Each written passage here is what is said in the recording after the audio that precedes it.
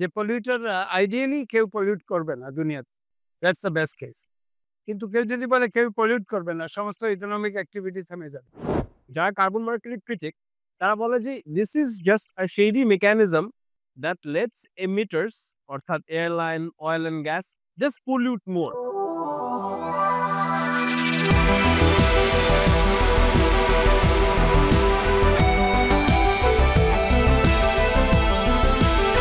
Hi, this is Navid with Carbopod, and today we have a very special guest with us.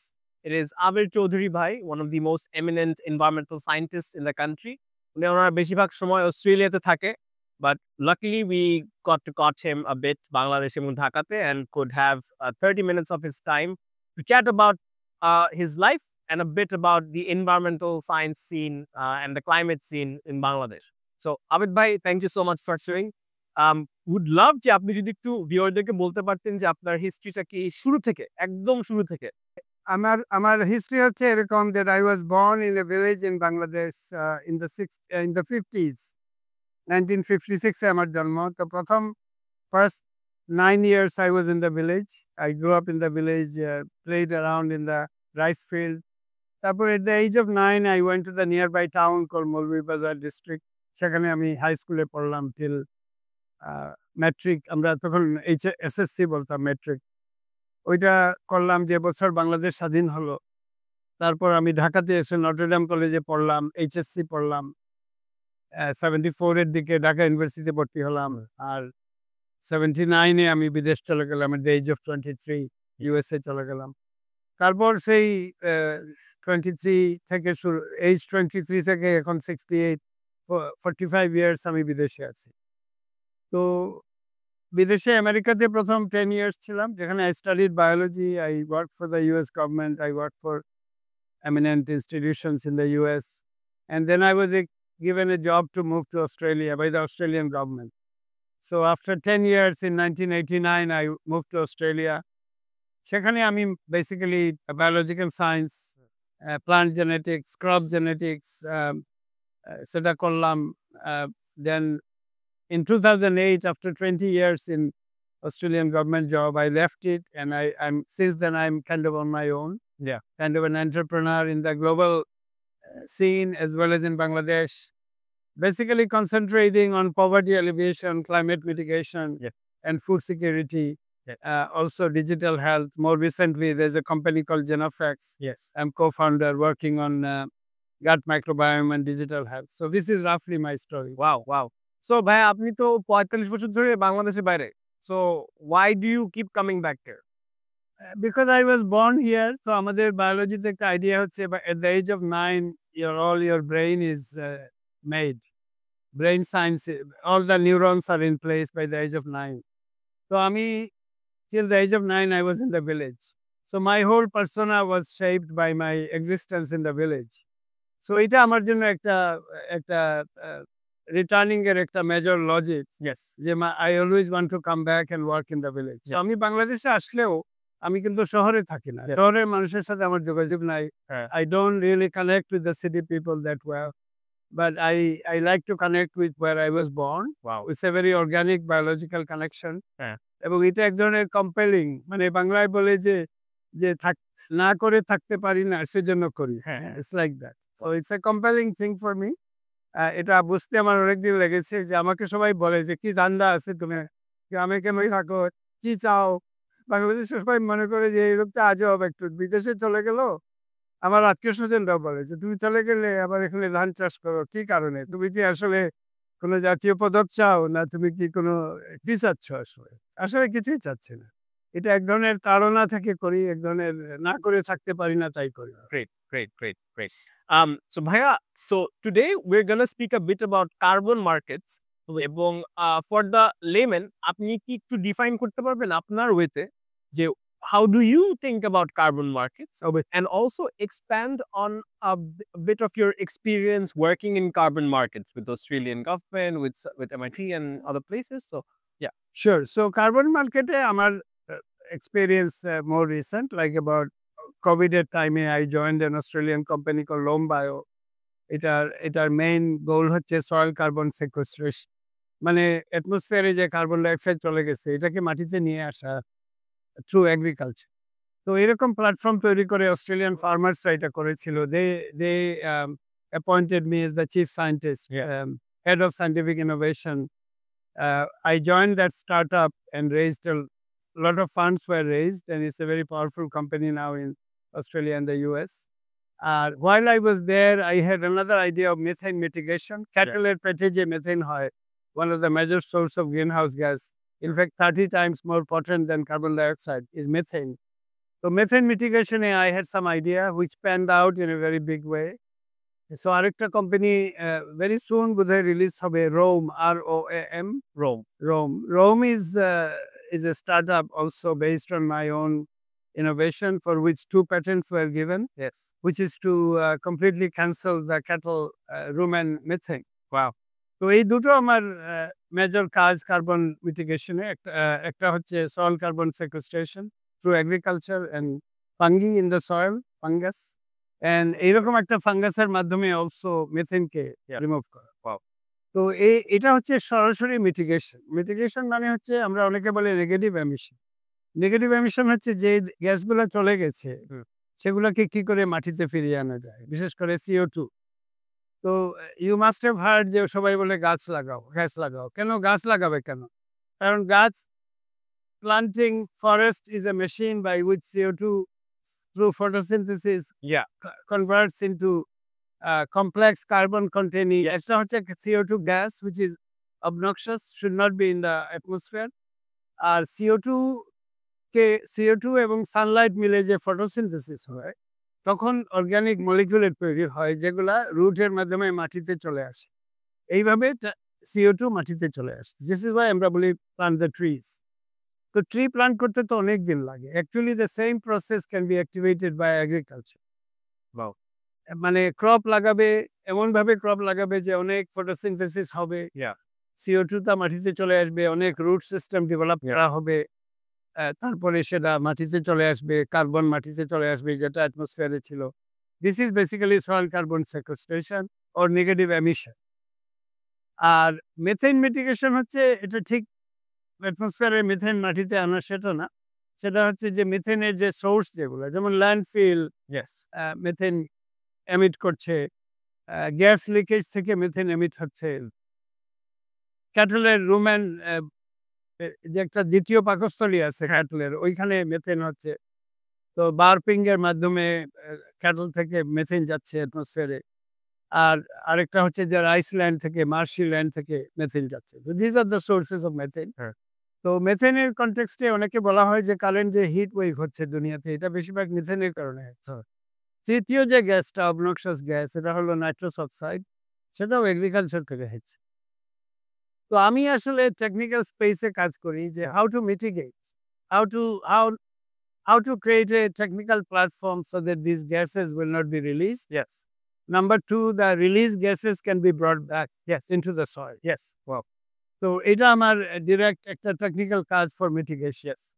তো এটার সাথে related concept হচ্ছে carbon market. Carbon market হচ্ছে যে আমরা যারা CO2 কে মাটিতে আনছি, আমরা যারা কার্বনটাকে মেথেনের এমিশনটাকে কমিয়ে দিচ্ছি, in the scheme of carbon market, যারা পলিউটার্স যেমন এভিয়েশন কোম্পানি আছে বা মাইক্রোসফট, গুগল, যে কোনো economic activity is releasing CO2, মানে কার্বন ফুটপ্রিন্ট পজিটিভ এমিশন করছে থ্রু দেয়ার অ্যাক্টিভিটি। তো তারা এটা কমাবে কি করে? নেট জিরোর দিকে যে তাদের যে প্রতিজ্ঞা, সেটা কি করে করবে? তো একটা স্কিম হলো যে তারা যারা নেগেটিভ এমিশন করছে, যারা CO2টাকে মাটিতে নিয়ে আসছে, যারা মিথেনের এমিশন কমিয়ে দিচ্ছে, তাদের টেকনোলজিকে সাপোর্ট করবে। This is the kind of the logic of the carbon market. যে পলিউটাররা আইডিয়ালি কেউ পলিউট করবে না দুনিয়াতে, দ্যাটস দ্য বেস্ট কেস। কিন্তু কেউ যদি বলে কেউ পলিউট করবে না, সমস্ত ইকোনমিক অ্যাক্টিভিটি থেমে যাবে। যেমন এটা একটা খুব আজব ব্যাপার যে যারা বাকুতে গেল তারা কিন্তু প্লেনে চড়ে গেল, তারপর সেখানে গিয়ে তারা অনেক প্রতিজ্ঞা করলো যে তারা নেগেটিভ এমিশন করবে। তো তারা সবকিছু জুমে করলো না কেন? বাকুতে যাওয়া তাদের জন্য দরকার ছিল না। You're absolutely right. এবং ওখানে দেখলাম খাবার দাবার একদম ভর্তি, the food wastage are like in record number. ব্যাপার তো আছেই, বাট এই যে এভিয়েশনের যে সিগনেচার যেটা, তো এগুলাকে যদি কেউ কার্বন ক্রেডিটে পরিণত করতো, যে কতখানি পলিউশন তারা করলো, কতখানি টাকা যদি তারা মিটিগেশনের জন্য দিয়ে দেয়, এবং এই ইকুয়েশনটা থেকে সে বিশ্বাস করে। অনেকে বিশ্বাস করে না, অনেকে মনে করে যে এই কার্বন মার্কেট দিয়ে কিছু হবে না, কিন্তু পলিউট করে যাচ্ছে। আরেক দল মনে করে যে কার্বন মার্কেট দিয়ে কিছু হবে, তারা পলিউশনের যে পার্সোনাল, যেমন আমি যদি ফ্লাই করি, আমি তো মনে করি যে নৈতিকভাবে আমি একটু শান্তি পাই। আমি আমি নৈতিকভাবে একটা শান্তি পাই যে আমি অনেক প্লেনে চড়ে ঘুরে বেড়াই, আমি অনেক পলিউট করছি ব্যক্তিগতভাবে। আবেদ চৌধুরী অনেক পলিউট করছে, সারাক্ষণ প্লেনে আছে। কিন্তু আমি যখন মেথেনের এই কাজটা করলাম, 2টা পেটেন্ট পেলাম, কোম্পানি হলো, আমি মনে একটা শান্তি পেলাম যে অন্তত আমি ব্যক্তিগত সিগনেচারটা তো কিছু কমাইলাম। তো অন্য যারা মেথেন মিটিগেশনের টেকনোলজি ডেভেলপ করতেছে না বা CO2 মিটিগেশনে কিছু করছে না, তারা অন্তত যারা করছে তাদেরকে টাকা দেয়। This is the logic. তো গুগল দিচ্ছে, মাইক্রোসফট দিচ্ছে, ব্রিটিশ এয়ারওয়েজ দিচ্ছে, সবাই দিচ্ছে। এই ইকুয়েশনটা, এই ট্রানজাকশনাল রিলেশনশিপ, যেটাকে কার্বন মার্কেট বা কার্বন ক্রেডিট বলা হয়, এটা তো চালু আছে, ইটস গোয়িং অন। তো certain tons of carbon if you can prove, সেটা মেজারমেন্ট অ্যান্ড ভেরিফিকেশন দরকার হবে। বেরা, গোল্ড স্ট্যান্ডার্ড, এই টাইপের অডিটিং কোম্পানিগুলো রয়েছে। তারা এসে দেখবে যে সয়েলে আগে কার্বন কি ছিল, আর তোমার এগ্রিকালচার করার পরে বা ফরেস্ট্রি করার পরে কি হলো, বিফোর অ্যান্ড আফটার থেকে একটা মডেল বেসড একটা নাম্বার দিবে যে এতখানি কার্বন সেকোয়েস্টার্ড হয়েছে, পার টন মার্কেট রেট কত, তখন পলিউটারটা টাকাটা দিয়ে দিই। This is as simple as that. Yeah. So thank you for the insight on the background. So carbon market specific কথা বলি, যারা কার্বন মার্কেটের ক্রিটিক, তারা বলে যে this is just a shady mechanism that lets emitters অর্থাৎ airline, oil and gas just pollute more. It's just a license for them to just pollute more. Now, do you think যে this can become an instrument or an excuse for companies to just keep buying credits and just emitting? Like actually কোনো একদিন bottom লাইনে ওদের আসলে আঘাতটা পড়বে, financially হোক, economic হোক? এটা আমার মতে যে এই সলিউশনটা হতে হবে টু ট্র্যাক স্ট্র্যাটেজি। একটা হচ্ছে to the extent possible you should stop polluting. যেমন you should ride a bike, you should carpool. যেমন ঢাকা শহরে দেখা যাচ্ছে প্রত্যেকটা গাড়িতে একজন প্যাসেঞ্জার। ইচ্ছা করলেই একজন নেইবারকে নিতে পারে। একটা একটা অ্যাপ হতে পারে যে কে কোন দিকে যাচ্ছে, এটা তো হতে পারে। এবং আরেকটা রোম, আমাদের রোম না, আমাদের রোম হচ্ছে মেথেন মিটিগেশন। আমার আরেক ফ্রেন্ড আছে আমেরিকান অফ ইন্ডিয়ান অরিজিন, সে আরেকটা কার পুলিং কোম্পানি করেছে, Roam, ROAM, San Francisco base. ওর ওর নানা ওর ওর নানি ছিলেন পণ্ডিত নেহরুর বোন, কৃষ্ণা হাত সিং। কৃষ্ণার নাতি বিবেক হাত Singh, he is a friend of mine, he is in San Francisco. তো সে একটা কোম্পানি করেছে রোম। রোমের হচ্ছে যে উবারের মতো না, এটা এটা কিছুটা উবারের মতো, বাট এটা হচ্ছে সিম্পলি রাইড শেয়ারিং স্টার্টআপ। তো এটার মাধ্যমে তো তারা এমিশনটা কমাচ্ছে। আমি এটার বিরুদ্ধে না, আই সাপোর্ট ইট। কিন্তু মুশকিল হলো যে if you get up in the morning, if you go out anywhere, even if you carpool, you are still gonna pollute. তো ওই প্রথমে আমি বলবো যে pollute as little as you practically can. তারপর যতখানি পলিউট করছো ওইটার জন্য একটা মিটিগেশনকে বা যারা যারা রিভার্স করছে ওদেরকে টাকা দাও। এইভাবে আমি বলবো। আমি বলবো না যে টাকা মিটিগেশনে টাকা দিতে থাকো and then pollute as much as you can. আমি এটার পক্ষে না, এবং I don't think any sensible person is like. Great. So ভাইয়া, ফলো আপ কোয়েশ্চেন। সো বাংলাদেশে আসলে ক্লাইমেট চেঞ্জের, সো সবাই বলছে যে বাংলাদেশের সামনে একটা অনেক বড় ফাইন্যান্সিয়াল অপরচুনিটি আছে to catalyse a lot of this climate fund বিদেশ থেকে। And traditionally how it's been done হচ্ছে এনজিও বেস, ডোনার বেস, যেসব টাকাটা। ডু ইউ থিঙ্ক যে গোয়িং ফরওয়ার্ড আমরা যদি এই ডোনার বেস মডেলে চলি, আমাদের দেশটা কি আসলেও ভালো পথে যাবে? নাকি ডু ইউ থিঙ্ক যে focusing on more technical solutions, science based solutions is the way to go and will unlock way more climate finance than we've ever seen, even in like NGO funding? I like the second one. I don't like donor funded continuation. Yeah. Bangladesh হয়েছে কি যে donor টাকা দাও, আমরা মারা যাচ্ছি, আমরা ডুবে যাচ্ছি, আমাদেরকে টাকা দাও। এটা জাস্টিফাইড আছে। I think it is true. অ্যাডাপ্টেশনের জন্য টাকাটা আমাদের ক্লেম করা আমাদের নৈতিক অধিকার। আমি এটা ডিনাই করছি না। Yeah. কিন্তু এটার মানে না যে আমরা আমাদের ব্রেইনকে সুইচ অফ করে দেব and we become simply recipient of aid. Yes. যেমন অনেকে মনে করে যে আমরা শুধু অ্যাডাপ্টেশনের কথা বলবো, আমরা মিটিগেশনের কথা বলবো। হুম। কেন? আমরা কি ইনোভেটিভ মানুষ না? হুম। আমরা বাংলাদেশে জন্ম হয়েছে বলে আমরা এখন খালি রেসিপিয়েন্ট অফ এইড।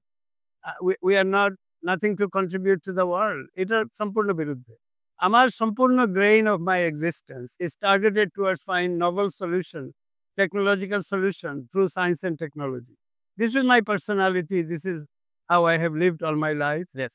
এবং আমি চাই যে বাংলাদেশ একটা টেকনোলজিক্যাল পাওয়ার হাউস হওয়ার ক্ষমতা রাখে, কিন্তু ডিসিশনের অভাবে করছে না। এই রাইটটা এক্সিকিউট করছে না, কারণ মানুষকে ঘুম পাড়িয়ে রাখা হয়েছে। সমস্ত আমাদের বড় বড় রিচ মানুষগুলা তারা বিদেশ থেকে জিনিস এনে বাল্কে এনে আরেকটা বোতলে ভরে বিক্রি করতেছে। we are importers pretending to be innovators. We are not innovators. Yeah. আমার কিছুক্ষণ আগে একজনের সাথে মিটিং হলো, তো সে বলে প্রোবায়োটিক ব্যাকটেরিয়া আনবে ইন বাল্ক, এনে একটা ক্যাপসুলে ভরে বিক্রি করবে, আমি তাকে সাহায্য করতে। আমি বললাম না, অবশ্যই আমি তোমাকে এটাতে সাহায্য করতে পারবো না, কারণ আমি এই ক্যাপসুলের লোক না। তুমি যদি বলো বাংলাদেশের মাটি থেকে একটা প্রোবায়োটিক ব্যাকটেরিয়া বের করবে, আমাদের কলার খোসা থেকে করবে, আমাদের আনারসের উচ্ছিষ্ট থেকে প্রোবায়োটিক বের করব, সেই মাইক্রোবায়োলজিতে আমি তোমাকে সাহায্য করবো। বলে ওইটা করতে তো অনেক টাকা লাগে। তো আমি বললাম তোমার তো অনেক টাকা আছে, টাকা is not a problem for you. Why do you have so much money? তোমার 1000 কোটি টাকা ব্যাংকে আছে, তোমার ছেলেমেয়েরা দরজা বন্ধ করে গাঁজা খাচ্ছে because they have so much, father have so much money. আর তুমি বলছো R&Dর জন্য তোমার টাকা নাই। এটা কোন কারেক্ট? তুমি আউয়ারে কাউয়াসার দিয়ে বোঝানো আমাদের দেশে। এটা তো ঠিক না। Wow. It's very important. So আমি একটা কালচার প্রশ্ন করি। বাংলাদেশের কোম্পানির কালচার গুলাতে দেখা যায় যে ওরা খুব প্রসেস ভিত্তিক হয়। ওরা মনে করে যে মাইক্রো ম্যানেজ করে দমায় রেখে অর্ডার করে আদেশ করে একটা কোম্পানি চালানো যায়। বাট মনে করেন বিদেশি দেখা গেলে যে কোম্পানি যেগুলো খুব বড় হয়েছে ওরা R&D এর মাধ্যমে বড় হয়েছে। যে go strategically they open up new avenues, use technology, blah blah. Bangladeshi কালচারটা কেন? এরকম কালচারটা আমরা কেন মিস করছি? এটা একটা ডিপ অ্যানথ্রোপোলজিক্যাল সোশিওলজিক্যাল কোয়েশ্চেন। এটার উত্তর আমি জানি না কেন। আমরা তো ছোটবেলায় শুনেছি যে বাঙালিরা হচ্ছে কাব্যময় কবিতার দেশ, আমাদের ইনোভেশনের যুগ। জগদীশচন্দ্র বসুর কথা বলা হতো, ডক্টর কুদরতি খুদার কথা বলা হতো, কিন্তু ওই রাস্তায় তো আমরা গেলাম না। আমরা গেলাম এমন এক মডেলে যে আমাদের এক্সিস্টিং যত রিচ লোকজন আছে বাংলাদেশে, তারা কি করে? তারা তো ইনোভেশনের দিকে নাই, তাই না? তারা ইম্পোর্ট করে এবং তারা এক ধরনের বিদেশি টেকনোলজির local agent. So so local innovation class যেটা ইন্ডিয়াতে আছে, যেটা চূড়ান্তভাবে পৃথিবীর অনেক দেশে আছে, সিঙ্গাপুরে আছে, এটা তো আমরা হতে পারলাম না যদিও আমরা এটা হওয়ার ভান করি। আমাদের R&D বাজেট হচ্ছে one of the lowest in the world, 0.03%। আমাদের নিচে আর কেউ নাই। ওই বুরুন্ডি, বার্কিনা ফাসো, ভুটান এই টাইপের দেশ আমাদের নিচে আছে, সবাই আমাদের উপরে। সাউথ এশিয়ার ইনোভেশন ইন্ডেক্সে ওয়াইপো, ওয়ার্ল্ড ইন্টেলেকচুয়াল প্রপার্টি অর্গানাইজেশন, একটা ইনোভেশন ইন্ডেক্স পাবলিশ করে। সাউথ এশিয়াতে 10টা দেশের মধ্যে আমরা 8 নম্বর, আমরা একেবারে নিচের দিকে। আমাদের নিচে মেবি ভুটান আছে, আই ডোন্ট নো আমাদের নিচে কে আছে। এটা আমরা করতে দিয়েছি কেন? আমাদের এই যে গুলশান অ্যাভিনিউর 2 সাইডে যে যারা বড় লোকরা থাকে, ইন্ডাস্ট্রিয়াল পাওয়ার হাউসগুলো থাকে, তাদের নাম বললে ইউ উইল রিকগনাইজ দেম। আমি নাম বলতে চাচ্ছি। তারা যখন আয়নায় নিজেদের মুখ দেখে, তারা কি বলে সকালে উঠে? যে what have we done for the nation? কারণ তাদের সম্মিলিত শক্তি কিন্তু বাংলাদেশের শক্তি। তারা যখন ইনোভেশন করে না, তখন বাংলাদেশে ইনোভেশন হয় না। এখানে সরকারের কোনো ব্যাপার না। সরকার কেন ইনোভেশন করবে? বাংলাদেশের মানুষ ইনোভেশন করবে। তো তারা তো ইনোভেশন করবে না, কিন্তু এই যে চাঁপাইনবাবগঞ্জ, বুরুঙ্গামারি, গাইবান্ধা, নীলফামারী যে সমস্ত ছেলেপিলে ইনোভেশন করার জন্য পাগল হয়ে আছে, ছেলেমেয়েরা, তাদেরকে গলা টিপে ধরছে, তাদেরকে ইনোভেশন করতে দিচ্ছেন, রেগুলেটরি ব্যারিয়ার তৈরি করছে, তাই না? কৃষক যদি একটা বীজ তৈরি করে, এই বীজ সে মার্কেট করতে পারবে না, কারণ বীজের সার্টিফিকেশনের প্রসেসে সব বিগ শটরা বসে আছে, গলা টিপে ধরছে। প্রসেসটা মানে গলা টিপে ধরছে লিটারালি। এখানে কোনো ইনোভেশন, যেমন হরিধান একটা ইনোভেশন ছিল, কোনোদিন এই দেশের সার্টিফিকেট পায় না, জাস্ট বিউরোক্রেসি চলে। I don't know. Micro manage করে ভিতরে ঢুকে দেখতে হবে, কিন্তু নেট রেজাল্ট হলো পারে নাই। তো এটা কি সিগন্যাল গেল? সিগন্যাল হচ্ছে যে তুমি যদি ইনোভেট করতে চাও, you better go to America. সেই জন্য সবাই আমেরিকান ভিসা পাওয়ার জন্য হুমড়ি খেয়ে পড়তেছে। Part of the economic reason, আর পার্ট হচ্ছে যে ইনোভেটররা মনে করে, এবং আমেরিকা ওই সিগন্যাল দিয়েছে সারা পৃথিবীতে, যে if you are an innovator এখানে চলে আসো, তোমাকে রাস্তা করে দিব, তোমাকে ভিসা দিয়ে দিব। আমি নিজেও একসময় আমেরিকা গেছিলাম 79-এ, কিন্তু আমার patriotism is so strong that I came back, I did not stay there. কিন্তু আমেরিকা যাওয়ার ফলে আমার অনেক দরজা খুলেছে। অস্ট্রেলিয়া আমাকে ডেকেছে, অস্ট্রেলিয়ানদেরকে আমি একটা টেকনোলজি দিয়েছি, এই যে মেথেন মিটিগেশনের। এটা তো আমি বাংলাদেশে এসে বলেছিলাম এই টাইপের কথা, কেউ তো আমার শুনে নাই, আমার শুনে নাই। না। আমাদের ক্লাইমেট যারা ছিল, ক্লাইমেটের একেবারে বস ছিল, তারা এগুলো শুনে টেনে সুইচ অফ ২-৩টা জুম কল করে আমাকে তাড়ায় দিচ্ছে। যে কারণে এই টেকনোলজি বিদেশে গেল। হুম। তাই না? আমি তো এটা বলতেই পারি। No, absolutely, absolutely. So ভাইয়া মানে switching to the local climate scene বাংলাদেশের। তো আমি যেটা শুনলাম সেটা হচ্ছে innovation is a problem just সব জায়গাতেই বাংলাদেশের। I think লোকাল হোক যেটা হোক। ক্লাইমেটের দিক থেকে বাংলাদেশে আপনি কোন জায়গাটা সবচেয়ে বেশি ইনোভেশন এর অপরচুনিটি আছে বলে আপনি মনে করেন? ১ নাম্বার। ২ নাম্বার হচ্ছে যে আমার পার্সোনাল এক্সপেরিয়েন্স বাংলাদেশের ইউথদের সাথে ঘোরাঘুরি করে। They are very interested in working in climate. But we don't have good quality university programs here. We don't have good green or climate tech companies that আপনাদেরকে train করতে পারবে আরকি। So for someone looking at you and thinking যে আমি বাংলাদেশ থেকে how can I disrupt this climate innovation? What advice would you have for that person? আমি বলবো আমার ব্যক্তিগত পয়েন্ট অফ ভিউ থেকে, আমি একটা ইনস্টিটিউট অফ ক্লাইমেট বায়োলজি করতে চাই, ওর climate science, institute of climate science, যেখানে ক্লাইমেট মিটিগেশনের সমস্ত বিজ্ঞান বোঝানো হবে। ৩টা মেজর গ্যাস আছে, কার্বন ডাইঅক্সাইড, নাইট্রাস অক্সাইড এবং মেথেন। এগুলার কেমিস্ট্রি বুঝতে হবে। এগুলা মিটিগেশনের যে রাস্তা আছে, which is a combination of chemistry and biology, geological science আছে, অ্যাটমসফেরিক সায়েন্স আছে। এগুলো সবকিছু টার্গেটেড ওয়েতে সেই ইনস্টিটিউট বুঝাবে। হুম। কোনো অতিরিক্ত কেমিস্ট্রি বুঝাবে না, বাট যতখানি কেমিস্ট্রি ক্লাইমেটের জন্য বোঝার জন্য দরকার ততখানি বুঝাবে। এটা শর্ট কোর্স হবে, ৬ মাস ১ বছরে আমরা বুঝিয়ে দেব। যারা অলরেডি ব্যাচেলার্স ডিগ্রি আছে যেকোনো ফিল্ডে, তারা আসতে পারে। ১ বছরের ট্রেনিং নেওয়ার পরে তারা এক ধরনের ইনোভেটর হয়ে যায়। তারপর তারা স্টার্টআপ মডেলে কাজ করবে। তারা বিভিন্ন আইডিয়া জেনারেট করবে। আমি হেল্প করব, আমার সহকর্মীরা হেল্প করবে। তারা তখন তাদের আইডিয়া পিচ করবে। ক্লাইমেটের জন্য টাকা আসবে, তারা স্টার্টআপ গুলা করবে, মিটিগেশনে কাজ করবে। আর অ্যাডাপ্টেশনের জন্য অ্যাডভোকেসি সেটাও করবে। কারণ ওয়েস্টার্ন কান্ট্রি গুলা পলিউট করছে, তারা টাকা দিক। I am all for it. কিন্তু আমি আমাদের ইন্টেলেকচুয়াল ফোর্স যেটা আছে, যেটা সম্ভাবনা যেটা আছে, যে আমরা মিটিগেশনের জন্য ওয়ার্ল্ড ওয়াইড কিছু দিতে পারি, তাই না? আমরা শুধু দুনিয়া থেকে নিব কেন? আমরা মিটিগেশনের যে স্ট্র্যাটেজি গুলো আছে, এগুলো পৃথিবীকে আমরা অফার করব। এটা ইনস্টিটিউট থেকে হতে পারে। এটা I think is the shortest way of doing it. এবং আমাদের যারা ক্লাইমেট নিয়ে আওয়াজ করছে, বা people who mean well, people who have lot of money in their banks, they can all pool funds, government can give money. বিদেশিরা যদি চায় দিতে পারে। বিদেশিরা তাদের সেলফ ইন্টারেস্টকে এড়িয়ে গিয়ে কোনো টাকা দিবে না, তাই না? অবশ্যই। প্রত্যেকটা ওয়েস্টার্ন ওয়ার্ল্ডের যে কান্ট্রি গুলা, এটা অনেকটা আমাদের বড়লোকদের মতো। মানে অনেক টাকা আছে কিন্তু আরো টাকা চায়। দুনিয়াতে কোনো দেশ আছে যে নিজে টাকা চায় না কিন্তু টাকা দিচ্ছে? কেউ নাই। কোনো ব্যক্তি আছে এরকম? ব্যক্তি কিছু আছে, আই থিংক ট্রুলি altruistic মানুষ আছে। কিন্তু altruistic কোনো দেশ না। সো উই ক্যানট এক্সপেক্ট যে আমেরিকান, আমি নাম বলব না কোনো রাষ্ট্রের, বাট তাদের রাষ্ট্রদূতরা এসে যে দেন দরবার করে, তারা তাদের ইন্ডাস্ট্রির পক্ষে দেন দরবার করতেছে। তারা বাংলাদেশের ভালোর জন্য দেন দরবার করতেছে না। ইটস নট দেয়ার বিজনেস, তাই না?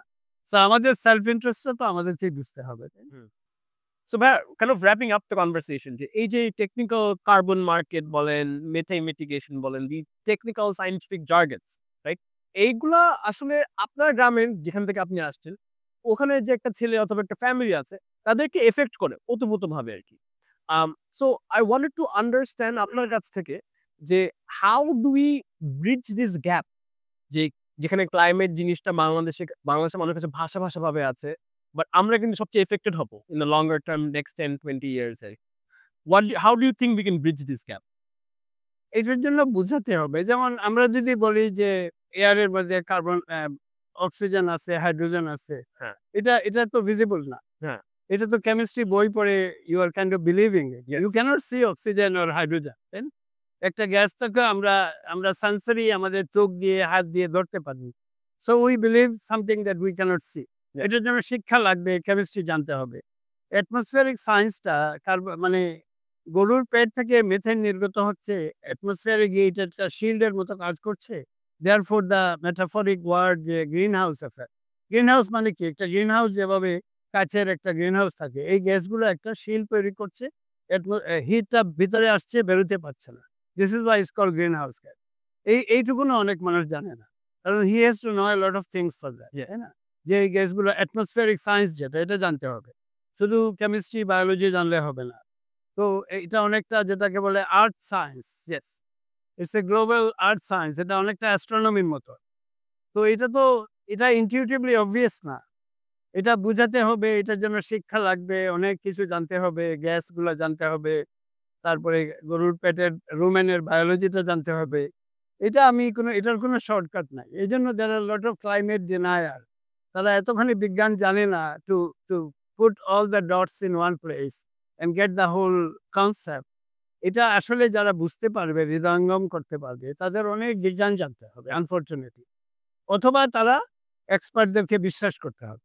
তারা অনেকটা ধর্মে বিশ্বাসী মানুষ যেরকম, যে অনেক কিছু না জেনে বিশ্বাস এটা অনেকটা ওইরকম একটা সুপারন্যাচুরাল ফোর্সে বিশ্বাসের মতো অনেক মানুষ আছে, যে একজন এক্সপার্ট বললে সে বিশ্বাস করবে।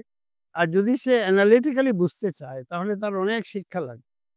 তো এটার কোনো শর্টকাট নাই। আমাদের বাজারে বাজারে গিয়ে বুঝাতে হবে, মডেল সিনারিও ছবি এঁকে স্কুলের বাচ্চারা ছবি আঁকবে, কি করে গ্যাসগুলো যাচ্ছে, গ্রিন হাউস মানে কি, এই ধরনের ক্যাম্পেইন লাগবে।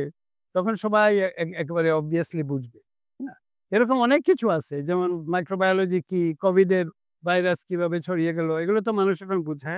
দুনিয়াতে যখন কোভিড আসলো, তখন এগুলো তো বুঝে গেল সবাই। একসময় তো মানুষ দুনিয়াতে জার্ম আছে এটা বিশ্বাস করতো না। সো ক্লাইমেটের যে বায়োলজি এবং ক্লাইমেটের যে planetary science, atmospheric science, geological science, কি করে সমুদ্রগুলা গ্রিন হাউস গ্যাস শোষণ করতেছে, অশিয়ানিক সায়েন্স, এগুলো আমাদেরকে খুব দ্রুত হাই স্কুল থেকে বুঝাতে হবে। এবং নলেজটাকে একেবারে হাউস হোল্ড, যেমন ব্রেকফাস্ট টেবিলে এগুলো আলোচনা করতে হবে প্রত্যেকটা বাড়িতে। তখন এটা অতি দ্রুত হয়ে যাবে। আমি সেই ধরনের একটা বাংলাদেশ দেখতে চাই, যে সায়েন্টিফিক্যালি পিপল আর টোটালি ইনফর্ম এবং কারোর মুখের দিকে তাকিয়ে নাই। আমাদের এই যে প্রতিবেশী দেশগুলা ভয় ছড়িয়ে পড়ছে যে আমাদেরকে গ্রাস করে ফেলবে, যেটার অন্যতম কারণ হচ্ছে বিজ্ঞান সম্বন্ধে আমাদের অনীহা। আমাদের ট্রুলি টেকনোলজিক্যালি শক্তিশালী হয়ে ওঠার যে উদগ্র যে একটা ইচ্ছা, সেটা যদি আমরা গ্রহণ করি, নিজেদেরকে আমরা শুধরে নেই, তাহলে কেউ আমাদেরকে গ্রাস করতে পারবে না। তাই না? So that is the way. Well spoken. I hope যে আমরা কোভিড এর মতো পরিস্থিতি না পড়ে যাই, যে একদম বিপদের একদম দ্বার প্রান্তে এসে আমরা জিনিসগুলা শেখা শুরু করি। So that's definitely very informative. হ্যাঁ, any last words to anyone যে environment science এ কাজ করতে চায় বা শিখতে চায়, বা এটা নিয়ে পড়াশোনা করতে চায়, আরো জানতে চায়? Any wise last words for young people like that? Last ওয়ার্ডস হচ্ছে যে যারা ক্লাইমেট নিয়ে কাজ করতে চায়, ক্লাইমেট মিটিগেশন নিয়ে কাজ করতে চায়, they should connect with me. They should get in touch with me. How do they get in touch? কিভাবে? I think I can give my WhatsApp number. Best is people connect to me via WhatsApp. তো এটা তো মুখে বলবো নাকি বিষয়? না, আমি দিয়ে দিব। হ্যাঁ, প্লিজ এই ব্লগ যখন দেখানো হবে বা পডকাস্ট দেখানো হবে, put my WhatsApp number there and my email address there. Absolutely. Well, it was a pleasure having Abid Bhai. Lots of wisdom regarding carbon markets, regarding environmental science, and just regarding science in general. So again, thank you so much Bhai আপনার টাইমের জন্য। আশা করি we'll keep hearing about আপনার নতুন যে startup, নতুন venture.